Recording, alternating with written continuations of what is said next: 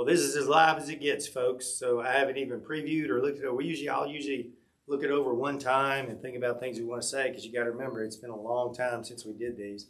So we're not doing it this time. We're just going to roll, because I got to get some work done on the old vehicle before I start on my massive road trip here. I'll be gone for a month out on the road. So we're just going to roll with it. So this is number 7. I know we said we were going to do it live next Tuesday, but I've got to hit the road Tuesday. Found out now, so we're going to go ahead and film her now.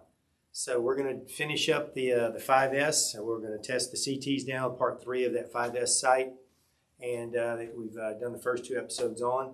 Then the 15th, we'll figure out. This is where you get to send in and ask what you want. Have you been getting any responses on that? A few here and there. Cool. So if people will ask what they want, we will do the next one, because we're going to get some in there this Friday before I leave out of town. We're going to try and get 3 of them done. So we'll be a little bit ahead, because I'll be gone for several weeks. So send in what you would like to see next of the ones that are left. Which ones we have left, JP? Honestly, I don't know. Okay.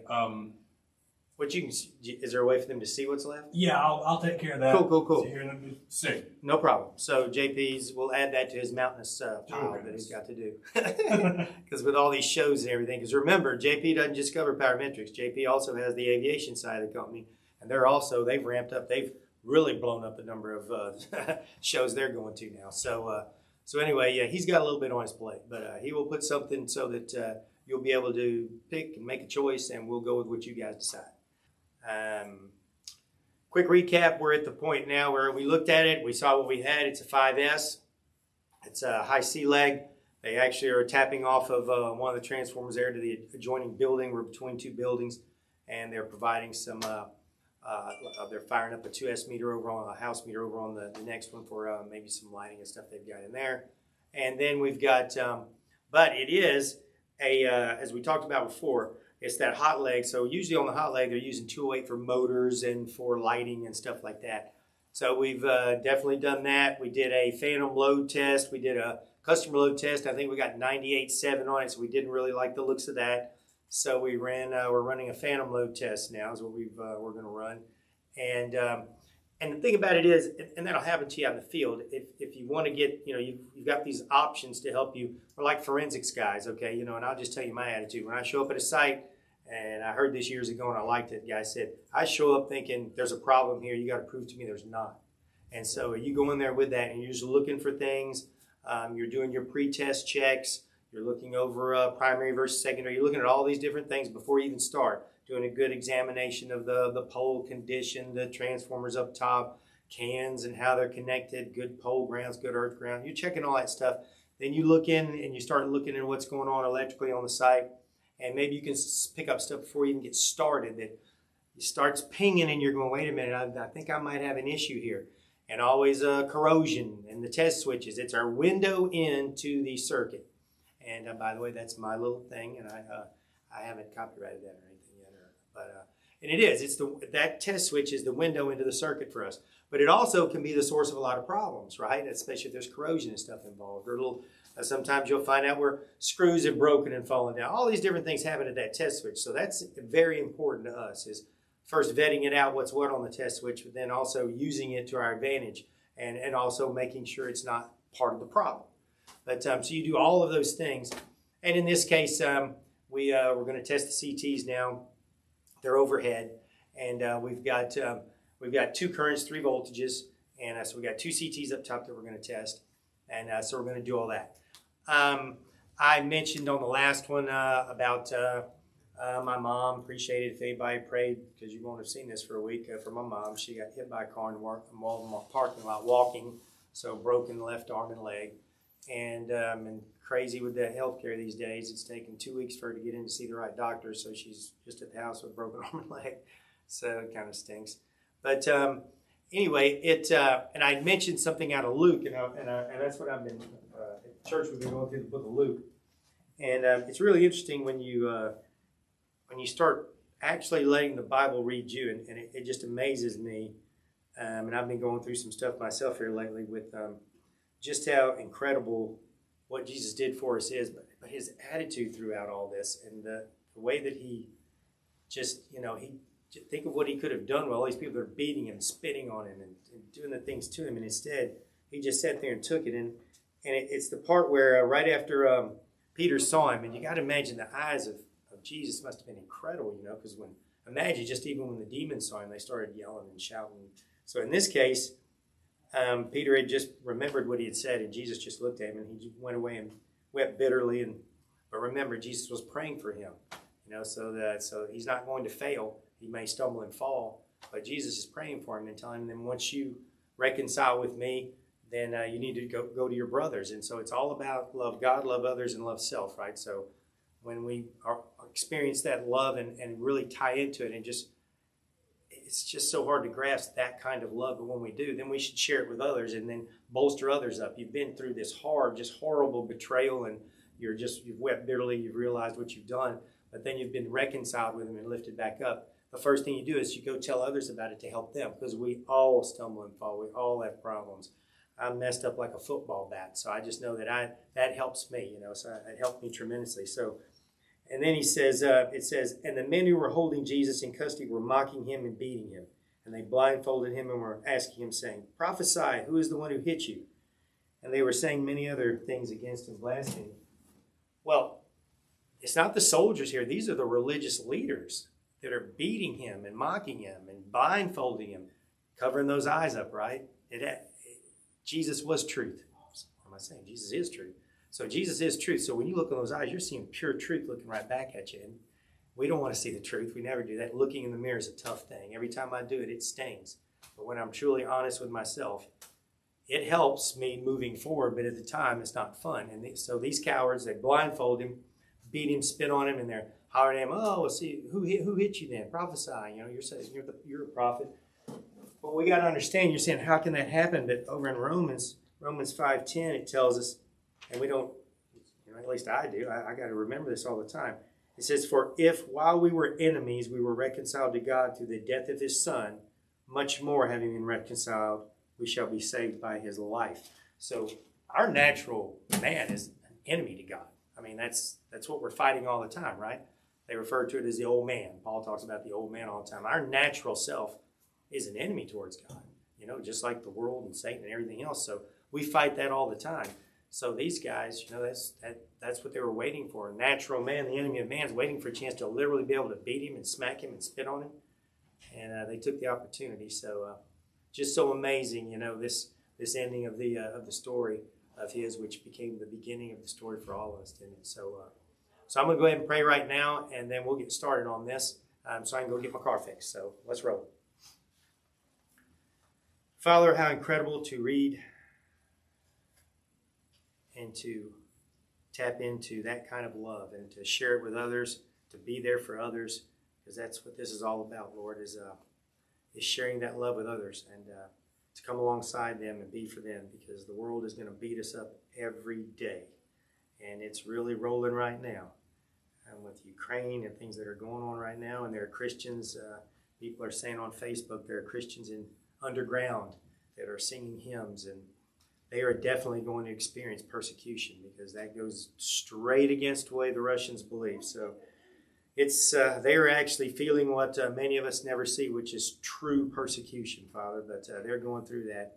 So hopefully in the midst of all that, they will be bolstered up, and they will realize the hope that is in your Son and loving Jesus. So, Father, we pray for them, and pray for all the folks, Auburn Meter School, safe travels to and from the school, and lift up mom's doctors and all those other people right now that are dealing with health stuff. That's a tough one, because if you're not a doctor, it's mumbo jumbo to most of us, and we have to put our trust in others, which isn't easy anyway. And now we're trusting in our health, which if you don't have your health, it really makes it tough. So it's just a tough thing dealing with health issues, Father, and it's just, like I said, it's putting faith and trust in others, and that is so critical to us. And so lift up those doctors with Mom, and also just any of the others that are out there suffering right now. There's the physical suffering. There's also the mental and emotional. And Father, that's where you can come to bear, and you can give us a comfort beyond anything this world can understand. So, Father, just thank you so much again for what Jesus did, allowing me to now even pray to you, and All of these things I ask and say according to the will of the one who paid it all, my precious brother, Jesus Christ. Amen. Well, good morning. JP has graciously allowed me to do a little insert here because we pre-recorded this next Tuesday because I'm going to be out of town for a month. So we're doing some recording in here this morning. And so he is going to work his magic like he always does and put this in. I know I had asked people to pray for my mom. And because she got hit by that car and had she has a broken left arm and leg. And, it's one thing, to talk about stuff. It's always, and my Bible says that all the time, it says, faith without works is dead, so, things people tend to just say a lot of stuff, and then to be able to talk about seeing God in action is just awesome. And so I got some incredible news. My mom got to finally get in to see the trauma doctor after 2 weeks. I think it was even a little over 2 weeks. And she finally got in to see the doctor yesterday. And if you didn't know, she was walking in the Walmart parking lot in Batesville, Mississippi, and got hit by a car. And she was stopped just standing there, and the guy cut the corner way too close and hit her. And now he's cut off all of his phone lines and doesn't have insurance and has run. And so anyway, but, she, like I said, broke left arm and leg, hit her on the left side. So she's been laid up for 2 weeks trying to get in. And so, of course, and can't blame her, she was getting pretty angry that she couldn't get in. And she's down in Louisiana, so she even had Mardi Gras working against her, believe it or not. So the offices just had a few people in there for Mardi Gras and everything else. So she was going to finally get in there to see him. And yesterday, during the day, I went to see my pastor. And it's funny, if you ever hear me talk about him, I call him my shepherd. Now, he's not the shepherd. We have a little joke between us that I don't capitalize it with him. So he is my shepherd. But he and I talked for a long time. And at the end, we prayed, of course, for several people. And one of them was my mom. And then I got home and was working on the computer and that. And then I was talking to my rep down in Mexico, and I was telling him about it. And it's interesting, a little sidebar, that the word for shepherd in Spanish is pastor. So I was talking to him, and when I got finished talking with him, I got the call from my mom.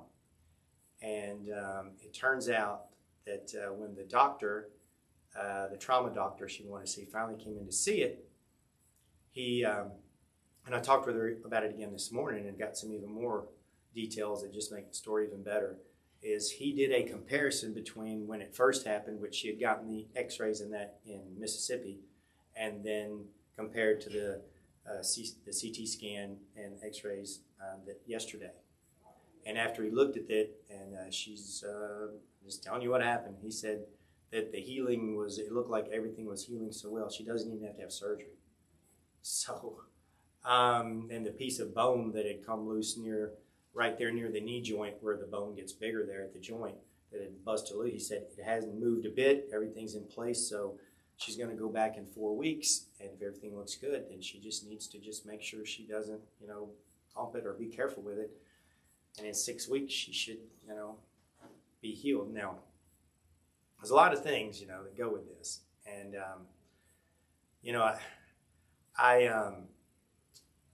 I say this, and it's not derogatory. It's just, we just tend to do it, especially as Baptists. We tend to fling these things out there. And one of them we always say is, God is good all the time, and all the time God is good. Well, notice time's in there twice. And but if we're honest about it, when I'm saying that, really I'm talking about John's time, not God's time. But there have been people praying, and I can't thank y'all enough for all the people that are praying. And here's where, to me, it just gets so incredible is, and she told me this morning, I didn't realize it because I told her, she had been questioning. She'd asked God, why is this happening to me? And why am I having this, wait all this time to even, she was in tremendous pain. And she doesn't like to take pain pills, so she's breaking them in half and all that. She says it makes her loopier than normal. So that's my mom. So she was wondering why, and I said to her, I said, well, if you think about it, probably if you had seen the doctor immediately, they would have performed surgery. But that time of waiting the over 2 weeks to finally see this doctor and the comparison of them, which she told me about this morning, it all made sense. And then she actually told me that in Mississippi at the hospital where they took the x-rays, they had wanted to go ahead and do surgery then. And I didn't know that. And she said, well, we were both kind of going, wow, because she said, no, I'd rather go back. I'd go back home and go to my doctor. So they were ready to perform the surgery then. So now we know absolutely if she had gone to see the doctor on her time, then she would have had surgery. And anytime you can avoid surgery is a good thing. So, and then she had said, and I said, well, another thing about, this whole thing of why is, that's how we build our faith. And I told her, I remind her of when I was at the Air Force Academy up in Colorado Springs, and I first had to start running up there. Well, I had been running and preparing to go up there down in Louisiana. And I can assure you, you take a deep breath in Louisiana, you get, a good amount of oxygen. When you're up there in the mountains in Colorado, you don't get the oxygen. So I can remember going on those first runs, and I was like, it got towards the end, and I'm going, man, and but when you make the one run, and they never stayed the same, by the way. You never ran the same the next time. You always ran more and more.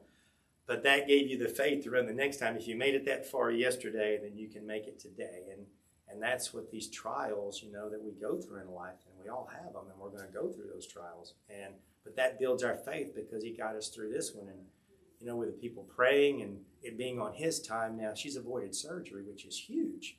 I'm going to tell my mom's age. She would kill me if she ever found out, but I don't think she would, but I won't anyway. So it's just amazing to me. And so God is good all the time, and all the time God is good and on his time.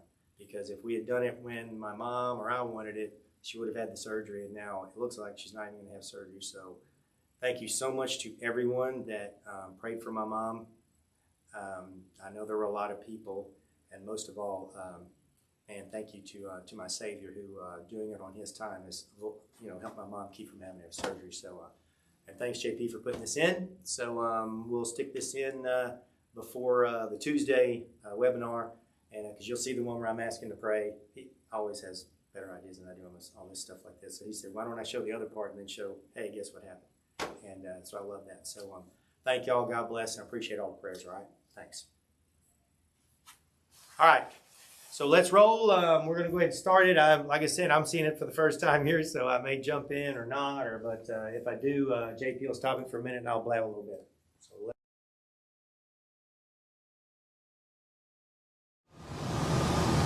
I'm like an anchor on you, aren't I? I'm holding you up on all this. You'd already had 50 tested today. I'm sorry, dude. I'm having to get him to go from testing to training, folks. He's used to getting it. But I hope y'all caught that. That was pretty slick.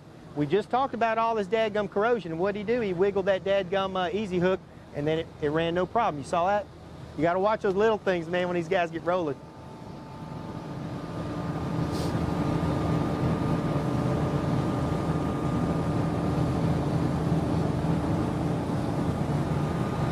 So you already see that we're getting better numbers, right? 99.765, 99.77.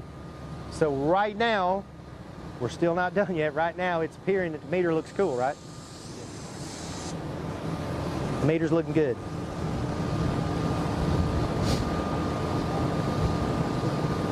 And a second ago, just to cover something while it's, we got time while this test is running. We're not looking at that screen right now, but one thing that we looked at earlier when we were looking at the, when Brylan was setting up his different services for this, he picked a 4-wire Delta because he wanted to be able to get that C high leg. Okay, if you go on just a 3-wire Delta, you don't have the C high leg option on the machine, all right? So what he did was he went to a 4-wire Delta so he could have that C high leg, because that's what we've got here. We got 2.8 on that high C leg, which is, doing all the lighting and stuff like we talked about earlier. And when we're done here, we'll look real quick at the RMS table. As you can see, when it shows your phase-to-phase voltage, it's going to be 240, but over on C-leg, it was 208, right?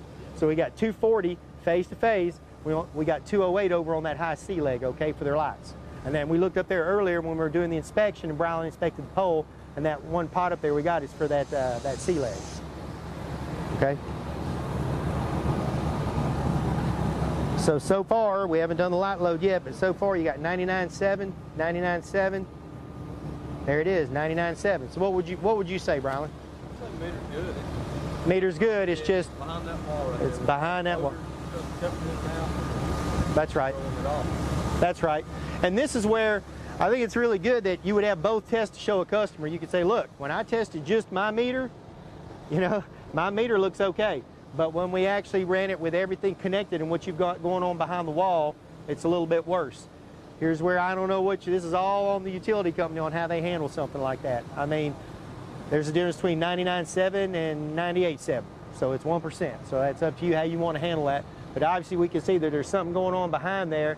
But using both of those tests now, we know it's not this meter. We know it's whatever's going on behind that wall or the connections or everything else, okay? So I think that's a great way to do this. When Brylan looked at it and he said, man, I see, I can hear all this stuff going on, compressor's on off, and there's a lot of changing. So I run my customer load test, but when I didn't get a number I really liked, he ran that phantom load test now so he can, if anybody asks, he can say, I know the meter was good. Okay, the meter's fine. Guess we need to go ahead and test CTs, right? Hook everything up. Yep. So we'll go ahead and get all hooked up here in a second, and then we'll test the CTs. So what's the story on the Velcro there, bud?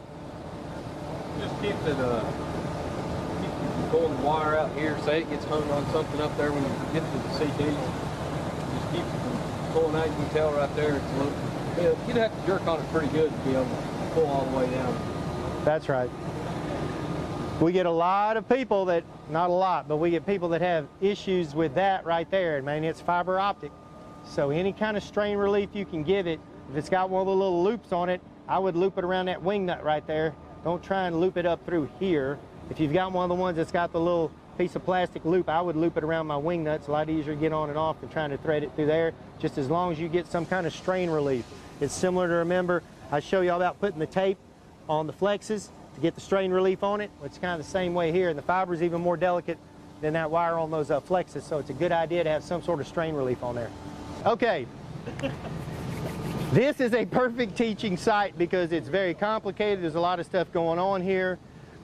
We have, we've said before, over on the one transformer up here, we've got 120 on 2 taps. Over on the far side over there, we got our 208 high C leg. It is a 5S Delta. So, but they've run the conductors both ways through the top. You can see through that CT right there, they're coming off of the taps on that middle CT, middle transformer rather. They're coming 2 different directions going through that one CT right there. So this is where we got our fingers crossed, saying a little prayer, hoping that this whole green screen thing can work, because if it can, we'll be able to actually point, and I can point at the conductors and stuff and kind of show you what's going on. But we got Stickman over here who got it on there, which is not a great angle. It's kind of hard to get on there, but he got on it. So what we're going to do is we're going to actually get that high volt probe up on there, because typically what you would do is, if you look on the color diagram, if you look at the test kit, it's going to show you figure 8 and things, okay? Which in this sort of a setup, you would normally figure 8. But my man's got only one probe in his hand, and you can't figure 8 a high volt probe. It's very difficult. Normally after you do that, you have to send him in for repair, okay, if you twist him that bad. So what he's going to do, though, he's got it angled, so he's going to go ahead and get in there. And as long as he can get on all of the conductors on both sides of that, we're going to show they are 400 to 5s up there, and we're going to show that you can get a 405 as long as he can get all of them and sum them together, okay? So we're going to, hopefully he did, well, no, I'm not, we're using reverse psychology here. He'll never be able to get it on there a second time, right? So let's try it.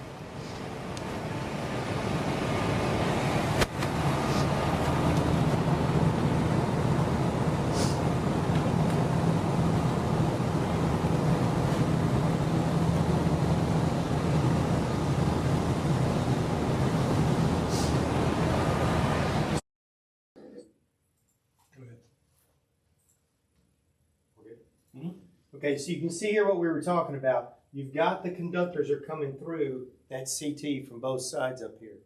Okay, so they can see it. Mm-hmm. Okay, cool. So what he's got to do is he's got to grab all of them on one side of it. This is very similar to, you've seen before where we've given you that, I believe it was a anyway, we gave you a knuckle that you can put on there, which lays those, the fork flat like this. So when you've got coming from 2 different CTs, or when they come out and they start spreading, the problem is as soon as they get out of here, they start spreading. So it does 2 things for you. The general practice is you want to get as close to the CT as possible. But the other is you got to get all the conductors in there. Where as soon as they get out of there, if he comes out just even very far at all, there's no way he's getting on there. So he's got to get right against the CT. So that's why we've offered up that number for y'all, so that it allows a knuckle so that you can lay it flat and you can come over the top of the CT. So when they come out the top and want to spread, if you get very far at all, your horseshoe can't get around all the conductors, right? So in this case, he got right up against that CT where all of the conductors were as close as they possibly were, so he could grab all of them. The main thing is to get all of them inside the horseshoe. And you can see here, there's our line kind of demarcation right there. And the best spot that right inside there is the sweet spot, the inside and closest to the base of that fork. So as many times as possible, you want to bottom it out, right? Because if I bottom it out, I know I'm below that line right there. The farther out into the horseshoe I get, I'm getting closer to that line. And once I get outside of it, my accuracy starts falling off terribly. So I want to be inside of here and all the conductors. So that's some really good work there. He angled it just right so he can get down the side of that CT because it's running this way. But all of my conductors are going to start spreading. So what he's doing is he's grabbing it closest to the CT right here. If he grabs it close to that CT right here, all of his conductors have to go through that donut hole, so they're at their closest point. So he's also close to the CT, which is usually always good. That's a good general practice. Don't always have to do that. It's always about getting the right conductors safely. And so in this case, to get all of them, that's the best spot to get all of them, because once they come out of here, they're going all over the place, okay? So we're going to run a CT test, and remember now, because we're running the way that we've got this set up, you got A, B, and C, right? I got A and B together, but then I've got C on its own, my high C leg. So what we're going to do is he's going to get on just C leg here in a second, but first he's getting on A, B, all of them going through that one side of that CT, okay? And when he does, we're going to see how it works. So if you come over here to the screen and look at it, I'm going to go ahead and start the CT test here. And it's just going to give me, should give me 2 of them. See, so you can notice, like I was saying, you see all this figure eighting going on is what it wants you to do. But Brylan's only got a high volt probe here. He can't figure 8. So we're going to go ahead and And you guys are seeing it better than I am here. JP's telling me. Sorry about all. It was just super, super bright. You can see how bright it is. But that's where it is actually showing you, and it will do this on the test equipment. It will show you how you're supposed to test those CTs. So in this case, it's telling you to figure 8 right here because you're trying to get A and B at the same time. But over here on C, it's telling you don't have to because it's a high C leg, right? But here, you're having to get A and B together. And remember, we always said, you can always tell that because when it's showing all of your diagrams in that, and it's showing on the vectors in that, what does it say? Instead of just saying VA, VB, and VC, it says VAB, right? So because you got more than one voltage you're dealing with at the same time. And so this is similar to that in that I've got to get these 2 currents here at this same time right here. So we say when you're using remember when you're using a voltage and you're using one of the phases as a reference, like B phase, it'll say VAB and VBC. Well, in this case, if you'd looked earlier, you would have noticed that it said that on the currents here because now I'm having to figure 8. So I'm figure 8ing between A and B phases. And so it's taking them in 2 different directions, okay? So one will go one way and one will go the other way. So one will add, one will subtract. Cool. Okay. and you can see it's going to give us, we're going to have AB up here and then C down here in my high C leg. So we're going to go ahead and start the test. So as I said, just like we say VAB and VBC, here it's referencing AB on the currents because we've got 2 different phases running through the same CT.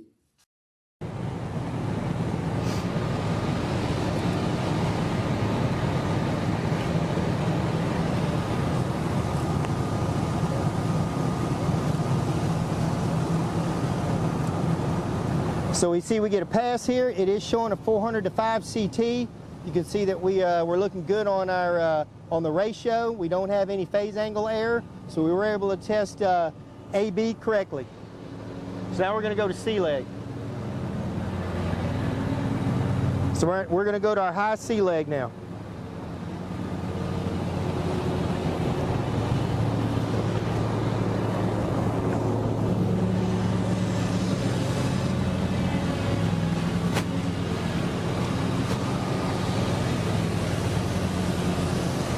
All right, let's go ahead.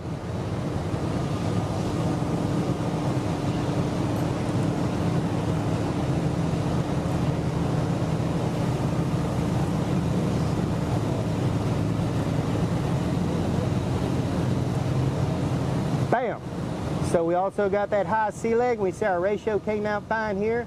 396 for a 400. We got a pass on it as well, right? So everything looks cool. That man knows his business. That's what I'm saying. All right, nice job, Brownlee. So we're going to save this test, hang on to it. And hopefully we'll be able to get this on a green screen. I can point at conductors. It's hard to point from down here, but we'll be able to get you a lot better as far as showing you what's going on up top up here, all right? Very, very good one. It's complicated, but it helps you really see what's going on with these transformers and how they're running them. But I thought the testing on that was pretty cool. The key to it was him being able to get around everything, because we can't do any figure eights or anything with the high volt probe, obviously. So we got the good test on it, and that was a good one.